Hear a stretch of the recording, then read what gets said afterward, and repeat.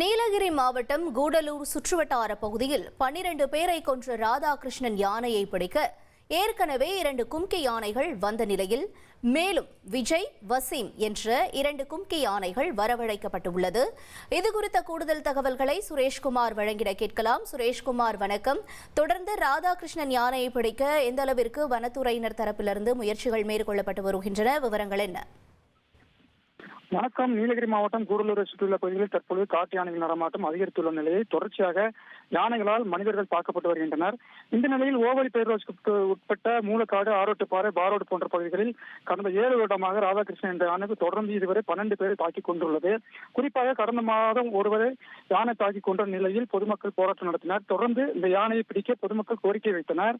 இதனைத் தொடர்ந்து தமிழக அரசு இந்த யானை பிடித்து மரத்திலான கிரால் கூண்டில் அடைத்து 15 நாட்கள் அதன் தன்மையை மாற்றி காலவரையை பொறுத்து மீண்டும் அதே நிலப்பரப்பில் உள்ள வேறு வனப்பகுதியை விட உத்தரவிட்டது.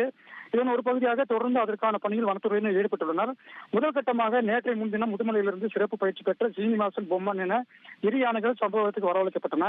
எனினும் இந்த யானை பிடிப்பதற்கு 2 யானைகள் போதாது என்பதை கருத்தில் கொண்டு மேலும் சிறப்பு பயிற்சி பெற்ற விஜய், வசீம் என 2 யானைகள் முதுமலையிலிருந்து தற்போது வரவழைக்கப்பட்டுள்ளன.